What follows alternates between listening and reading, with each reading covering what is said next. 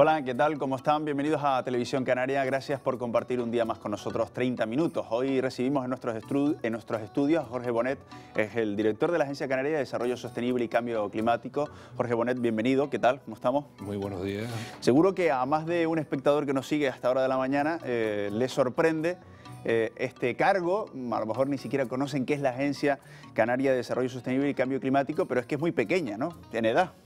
Bueno, muy pequeña en edad y en tamaño todavía, esperemos, pero tampoco es una agencia que deba crecer demasiado. Bueno, se trata de un organismo o un ente que busca estudiar qué es lo que está pasando con el cambio climático, qué políticas se tienen que desarrollar en cambio climático y en desarrollo sostenible y por dónde tenemos que avanzar para podernos adaptar a todos los cambios que nos están viniendo. Cambios que ya están ocurriendo, ya lo estamos detectando. O sea, podemos decir con evidencia científica sobre la mesa que el cambio climático, Jorge Bonet, es una realidad. A mi modo de ver, sí. En ciencia normalmente se dice sí, con un 95% de probabilidades más o menos 3%, ¿no? Entonces, en estos momentos hay más de un 90% de realidad de que el cambio climático está existiendo. Y en Canarias en concreto, con los datos que tenemos en la propia agencia, podemos decir que en los últimos 10 años ha subido 0,5 grados aproximadamente la temperatura en Tenerife, en concreto en las estaciones de Tenerife, con respecto a la serie clásica desde 1940 hasta la actualidad. ¿En los últimos, decíamos? 10 años. 10 años. Es decir, se nota una inflexión, un cambio en los últimos 10 años. Eso es así y eso está más que constatado con los datos. Son datos trabajados por nosotros en la agencia y son nuestros datos de la agencia. No es que nos lo diga pues, el IPCC, otros expertos, un estudio de la universidad. No, son los datos trabajados en el observatorio de la agencia. ¿Y se supone, Jorge Bonet, que en los próximos 10 años vamos a subir medio grado más la temperatura? Eso es lo que no sabemos. Por las proyecciones que nos están dando a nivel internacional, todo eso depende también de la capacidad de dejar de emitir gases de efecto invernadero a la atmósfera. Si estamos hablando de que con 350 partes por millón de CO2 el incremento de la temperatura media mundial es de 1,5 grados y con 450 partes por millón el incremento de la temperatura mundial de forma genérica serían 2 grados, que es el objetivo que se ha marcado la cumbre de Cancún, 2 grados, en estos momentos estamos en 392. Medidos en el Observatorio de Izaña, uno de los observatorios básicos a nivel mundial. Es decir, ya con lo que hemos emitido a la atmósfera tendremos un potencial de calentamiento que nos lleva entre 1,5 grados y 2 grados. No sabemos muy bien cuánto, aunque hoy dejáramos de emitir. Entonces... Que eso sería imposible, pero si hoy cogiéramos y cerráramos todas las industrias, paráramos la contaminación de nuestros coches... De quemar todo el petróleo y todo el carbón que... Esos 2 grados los tenemos seguros ya. Entre 1,5 y 2 seguro. Claro, y la pregunta es, ¿eso no va a ocurrir? Pues, ¿qué puede pasar? Esa es lo que se está buscando en la Convención Marco de Naciones Unidas, la fórmula de canalizar la reducción de esas emisiones de tal forma que no se pase de los 2 grados. Que nunca se llegue a alcanzar los 450 partes por millón. E insisto, estamos en este momento en 392. Claro, porque a lo mejor, sobre todo si tenemos una visión sintética de la meteorología y decimos, bueno, ¿qué más da que suba 2 grados? Estamos acostumbrados a subir 2 grados arriba, 2 grados abajo y a veces en cambios de horas, ¿no? Pero no. Pero estaríamos hablando de 2 grados de media y eso tiene unas consecuencias, ¿no? Eso tiene unas consecuencias muy importantes, pues implica modificaciones en la circulación general, implica alteraciones de la estabilidad que tenemos, cierta estabilidad que tenemos, mayores fenómenos meteorológicos adversos, problemas en la circulación, temperatura del mar, etcétera. Son muchas pequeñas cosas. Debemos de tener en cuenta que entre la época glaciar e interglaciar estamos hablando de unas variaciones de las medias de la temperatura entre 5 y 6 grados como mucho, claro, ¿no? Entonces Ya 2 grados es un montón y además no va a ser en todos sitios igual. Usted que tiene una visión más científica del asunto, porque es el director de la agencia, porque está rodeado de estos datos, cuando ponemos los informativos en televisión y vemos esas riadas en Brasil, en Australia, inundaciones, nevadas espectaculares en Estados Unidos, uno dice, ¿esto lo estamos viendo porque ahora los informativos llegan a todos los rincones del mundo o hay algo detrás de esto, del cambio climático ya de consecuencias? Hay de las dos cosas, o sea, fenómenos extremos ha habido siempre. El problema es que en estos momentos se están empezando a detectar en los últimos años fenómenos mucho más intensos y en sitios donde antes no se daba, y con mayor periodicidad, con mayor frecuencia.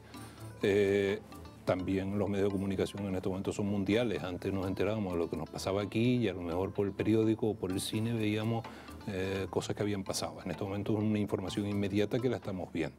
Pero este verano los incendios forestales en Rusia, las inundaciones ahora en una parte de Australia y en cambio en el otro extremo incendios forestales también muy intensos, ligado a lluvias intensísimas en Bangladesh, en la parte sur del Himalaya.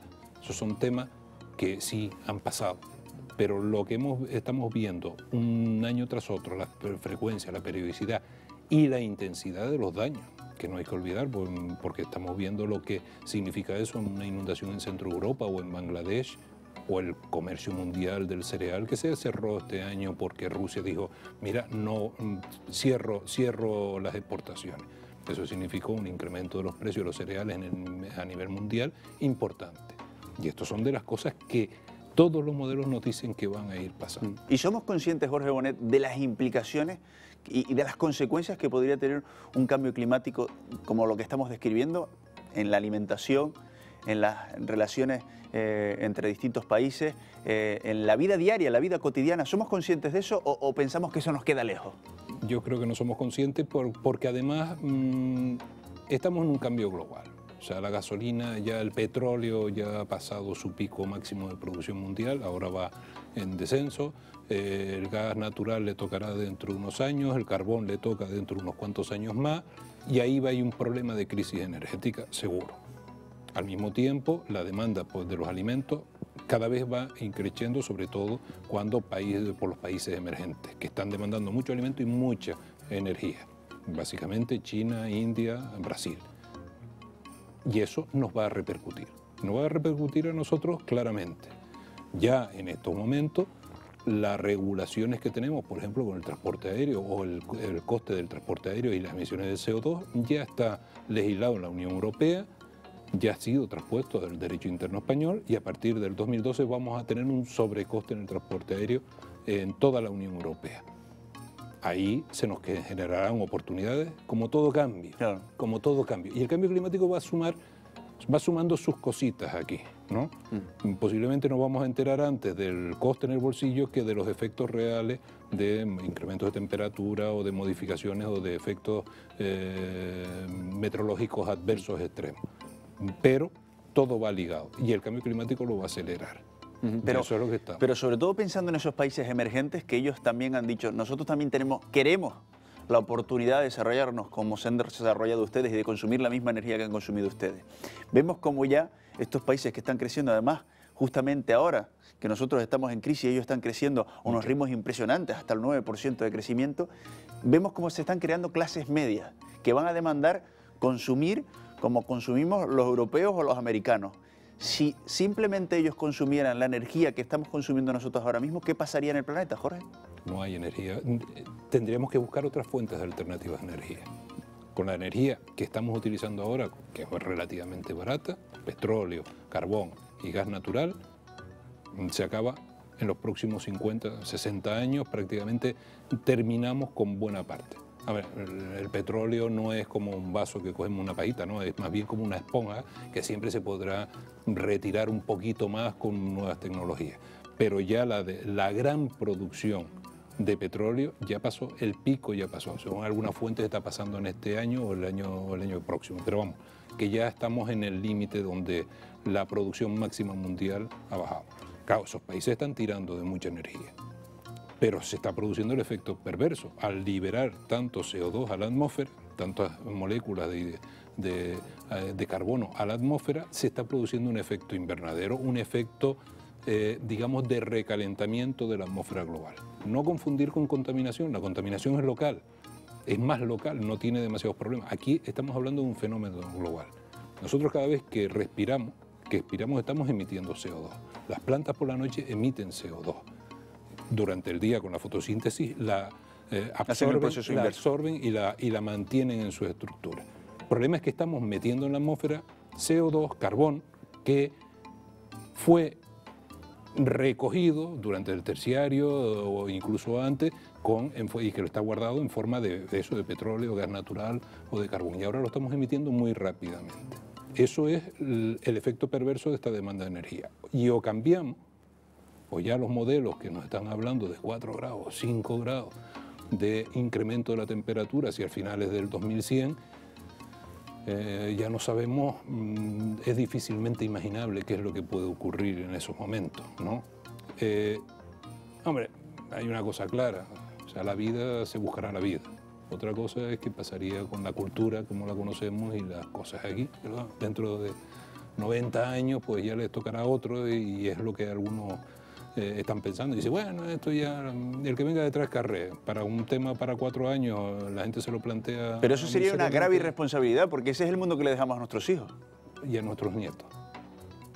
Y a nuestros nietos. Y o somos conscientes de que estamos tomando prestado el mundo de nuestros nietos y que lo único que tendríamos que aprovechar es el exceso de rentabilidad, o difícilmente vamos a poder avanzar. Hay otro planteamiento erróneo, Jorge, pensar, porque estamos hablando con el director de la Agencia Canaria de Desarrollo Sostenible y Cambio Climático, hay otro planteamiento erróneo que puede ser pensar, bueno, y yo que vivo en Canarias me siento tan pequeñito ante la realidad de este planeta y veo esas industrias que expulsan tanto CO2, ¿yo qué voy a hacer, por ejemplo, con reciclar el papel?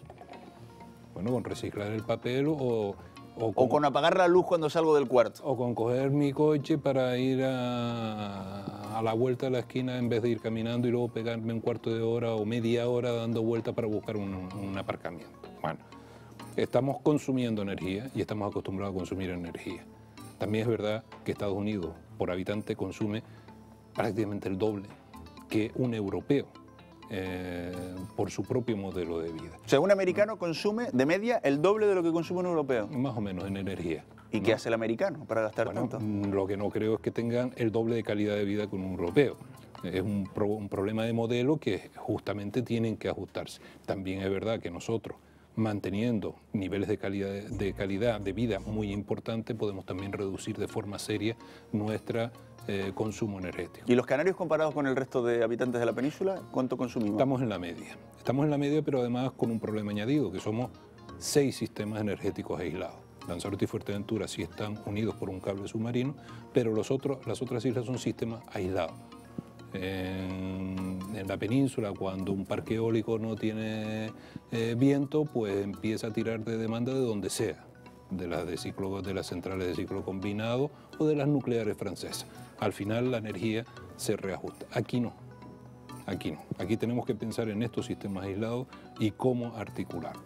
Ya hay una solución cara y dimensionada para lo que es el hierro, que es el hierro 100% renovable, que lo que busca es acumular la energía en forma de agua.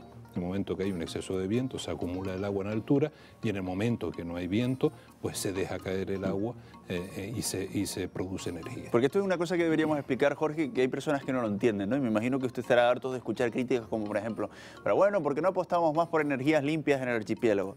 Tal y como está diseñado ahora mismo el sistema, si tuviéramos un montón de molinos de viento, un montón de aerogeneradores, o tuviéramos placas fotovoltaicas, de muy poco nos serviría porque no podemos acumular esa energía, ¿no? No es que la pongamos en un sitio, en una batería, y la aprovechamos cuando la necesitemos. Ojalá tuviéramos más energía renovable, pero de momento esa energía no la podemos aprovechar, acumular, ¿no? Vamos a ver, hay dos cosas. Uno, el sistema puede admitir perfectamente una mayor cantidad de penetración de la energía renovable de la que tenemos en la actualidad. Eso es así y lo deseable sería aumentar, ¿no? Y ahí tenemos una asignatura pendiente, pues los 2 concursos eólicos, los problemas generados, la Porque ¿en qué porcentaje estamos ahora mismo, Jorge? Parece que estamos en un 3%, una 3%. cosa así, o 4%. Y podríamos llegar a un 20, un 30%. Lo que dice el PECAN es un 30%. Un 30%. un 30% de penetración en el sector de producción eléctrica, no en el sector de la energía porque se incluye el transporte y ahí entramos en otras consideraciones. Efectivamente hay una asignatura para ir más allá con sistemas que se puedan autorregular. Necesitamos buscar fórmulas de acumulación. En el hierro se ha buscado para 10.000 habitantes, para 15.000 habitantes. Y esa es la estrategia del hierro, ¿verdad? La estrategia del hierro es 100% sostenible. No podemos acumular la energía que procede del viento, pero sí podemos acumularla en forma de agua subiéndola. La tenemos en altura y cuando necesitamos esa energía la dejamos caer y producimos energía, ¿no? Es domesticar las energías eólicas o buscar una forma de almacenarlas. En Gran Canaria está con Chira y Soria. Con todo el conjunto de presas, también hay un problema ahí. Tenemos que ser conscientes de que el agua la utilizamos como vehículo para la energía, no para consumo o no para riego. Es decir, que tendremos siempre que guardar un reservorio de agua que es el que estamos moviendo hacia arriba o hacia abajo en virtud de la demanda para regular la red. También hay proyectos aquí en Tenerife, en La Palma, con algunos embalses y en sitios donde podría caber alguna fórmula de esa. Pero creo que hay que ir mucho más allá. Y la primera energía que tenemos que propiciar es la que no gastamos, la que ahorramos. La energía más limpia es la que no precisamos.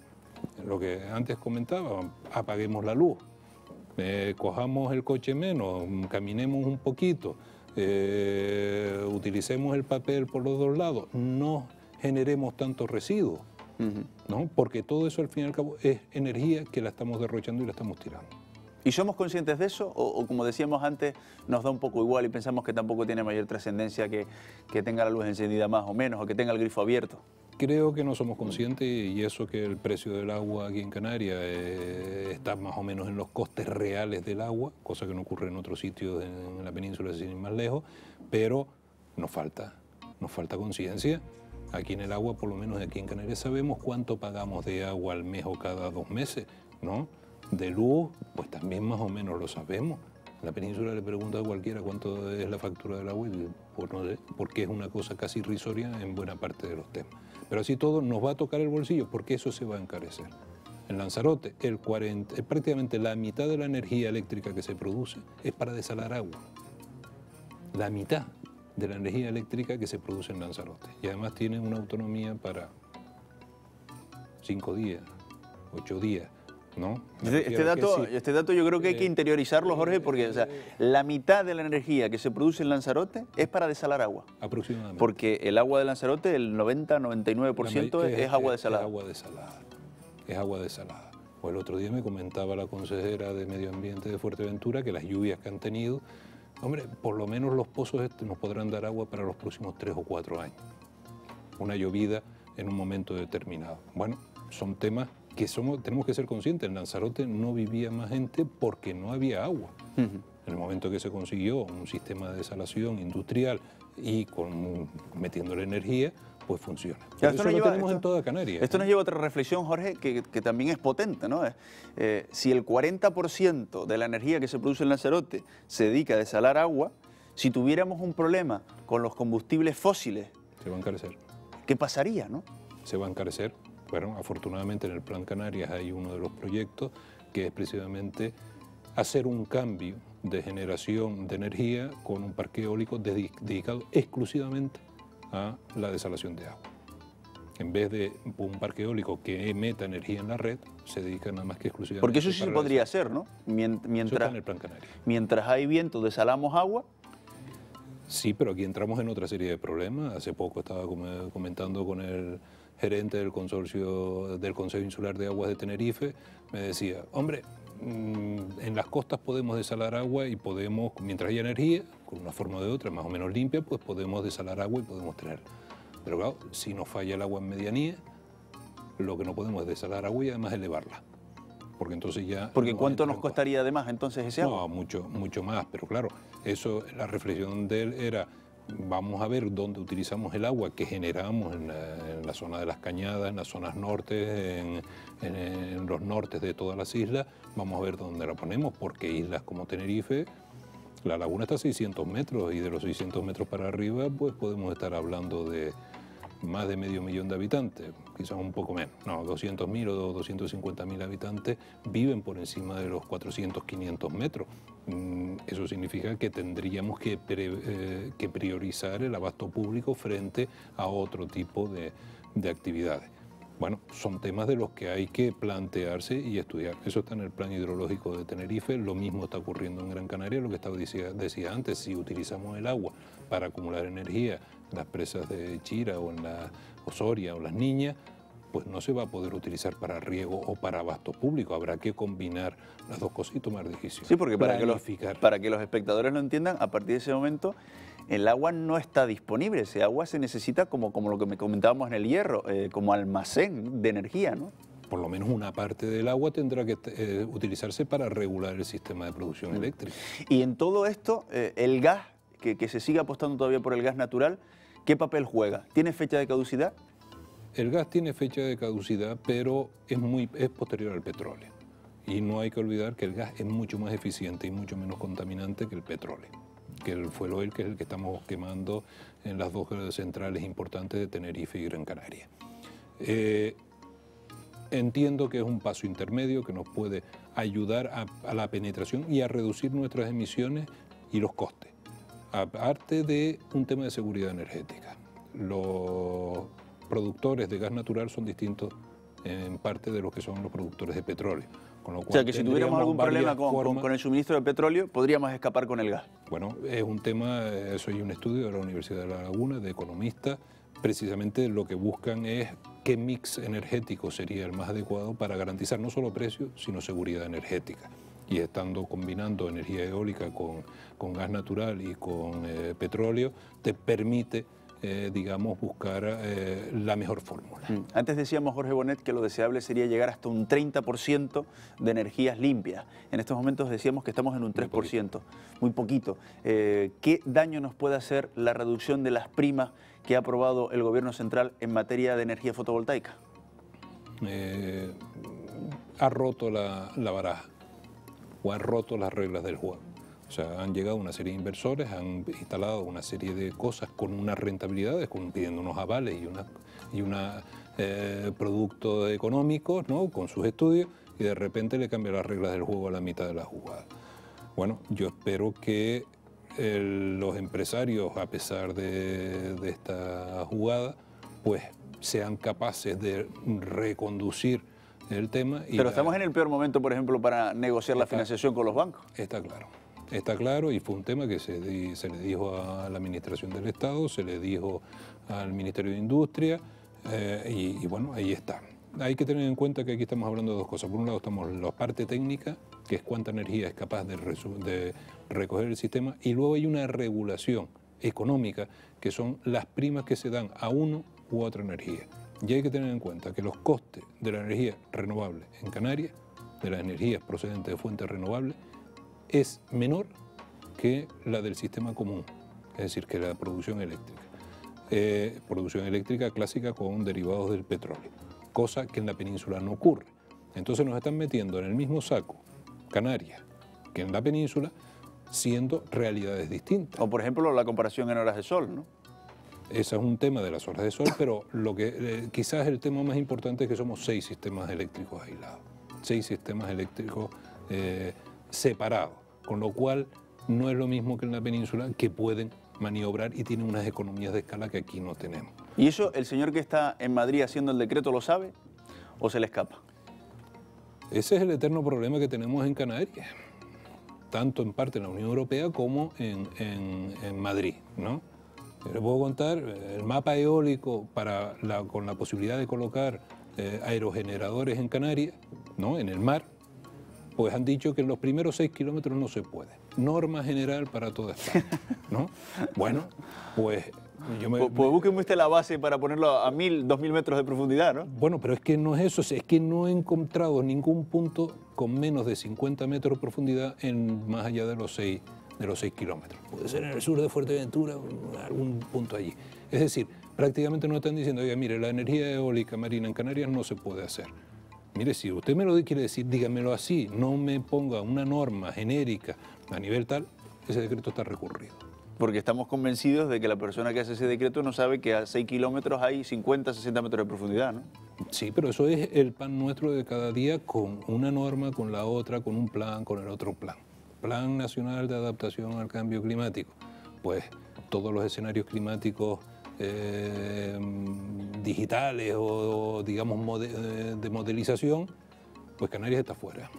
¿Por qué? Porque había una investigación europea, una serie de proyectos de universidades y Canarias estaba fuera de aquello.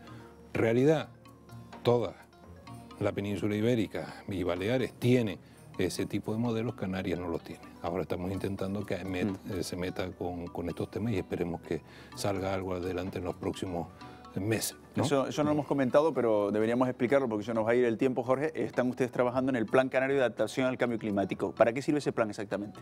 Bueno, es una parte de la estrategia de cambio climático. La estrategia de cambio climático tenía una parte que es concienciación, información y comunicación. Otra parte que es mitigación, es reducir lo que nosotros emitimos a la atmósfera. Y la tercera es cómo prepararnos para los efectos del cambio climático. Como todo cambio, tiene cosas buenas y tiene cosas malas. Las cosas buenas es que genera oportunidades que debemos ser capaces de aprovechar y de meternos en esa dinámica que nos puede permitir avanzar. Y luego tiene cosas malas, que es la que tenemos que hacernos fuerte para que efectivamente cuando nos ocurra no haya problema. Cosas buenas, que ya tenemos detectadas. En el Hierro se ha descubierto, no, se han incrementado las poblaciones de gallo aplomado, que es un gallo de origen tropical, un pez de origen tropical, que en estos momentos, en los últimos años, se ha convertido en una pesquería. De ser un pez conocido, se ha convertido en una pesquería, es decir, con importancia y relevancia económica. ¿Y eso por el aumento de la temperatura? Posiblemente. No tenemos todavía la relación exacta, ¿no? Porque las variaciones, en todos los temas meteorológicos estamos hablando de variaciones interanuales y estamos hablando de ciclos que se superponen desde 15, 16, 20 años. Cuando empezamos a buscar tendencias, efectivamente vemos esto. El año pasado la temperatura del mar en Canarias estaba unos 2 grados por encima, había una anomalía de 2 grados por encima de lo que había en los últimos años. En el 2004, si no recuerdo mal, se incrementó un 4 grados la temperatura y estuvo, vamos, en todas las web de surfistas y de buceo, fantástica la temperatura en Canarias, pero la teníamos por encima. Y posiblemente de esa anomalía permitió la llegada del coral de fuego al sur de Tenerife, que ya está detectado y está publicado. Y digo el coral de fuego porque es una especie estructurante de los paisajes submarinos rocosos en Cabo Verde. Ya la tenemos aquí. No es que es una especie introducida, no vino de la mano del hombre, sino ha llegado por sus propios medios. La tenemos aquí y lo que no sabemos es qué es lo que va a pasar en un futuro, pero lo más probable, porque ya tenemos indicios de eso, es que vaya a sustituir nuestras algas pardas en los fondos rocosos y que se convierta en un tapizante y caracterice los paisajes submarinos, como ya ocurre en Cabo Verde. ¿Son buenos o es malo? Todavía no lo sabemos, pero que es una probabilidad muy alta de que ocurra, eso seguro. De todas formas, está claro que hay muchos cambios que veremos en los próximos años y que, como bien decíamos, hay que adaptarse a ese nuevo escenario, ¿no? De ahí el plan de adaptación, el Plan Canario de Adaptación al Cambio Climático. ¿Cuánto pesa en todo esto la sensibilidad de cada uno de los individuos? Es importantísimo. De lo que es el sector difuso, de lo que emitimos, ¿no? Aproximadamente un 20% del potencial de reducción de Canarias son acciones individuales. Y parece mentira, un 20% son acciones individuales. O sea, de todo lo que podemos reducir de emisiones a la atmósfera, el 20% depende de las decisiones de cada uno. No coger el coche, coger la bicicleta, caminar un poquito, apagar la luz, no poner a 15 grados la temperatura del aire acondicionado, sino dejarlo a 18 o a 24. La calefacción no subirla, sino dejarla a... O sea, todo ese tipo de acciones, cerrar el grifo del agua y no dejarlo goteando o no dejarlo correr mientras nos estamos lavando los dientes, todo ese tipo de acciones, cuando empezamos a sumar todo lo que hacemos, estamos hablando de que seríamos capaces, sin demasiado esfuerzo, de ahorrar un 20%. Porque de las emisiones, ¿quién se lleva la palma en Canarias? Básicamente la producción de energía eléctrica. Dentro del sector regulado estaría también CEPSA, la refinería y Vidrieras Canarias, en Gran Canaria, y luego el transporte terrestre. En ese orden, además. Más o menos en ese orden. El sector de la energía, que engloba estas dos partes, o sea, la parte de producción eléctrica más la parte de transporte terrestre, aéreo y marítimo, pero vamos, la parte terrestre en Canarias, estamos hablando que es un 80 y tanto % de todas las emisiones. Y desde el punto de vista de la contaminación, ¿preocupan esos niveles? Son dos cosas distintas. Cuando estamos hablando del CO2 es una molécula natural que la emitimos cada vez que respiramos. La contaminación estamos hablando de moléculas de otro tipo, ozono troposférico, óxido de nitrógeno, óxido de azufre, o sea, otra serie de moléculas que tienen una acción más local. Efectivamente hay algunos problemas en algún pico, básicamente en Santa Cruz, pero el resto de las islas no tienen problema. Y el pico en Santa Cruz además está ligado a una partícula, una fracción muy concreta, donde además se mezcla el salitre marino y si le toca alguna incursión de aire africano, más todavía.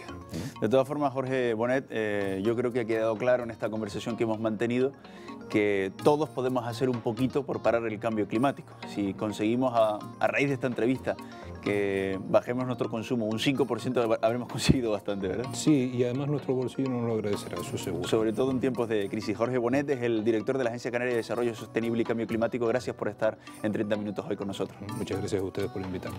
Y gracias también a todos ustedes por su atención. Que tengan un buen día. Pásenlo bien.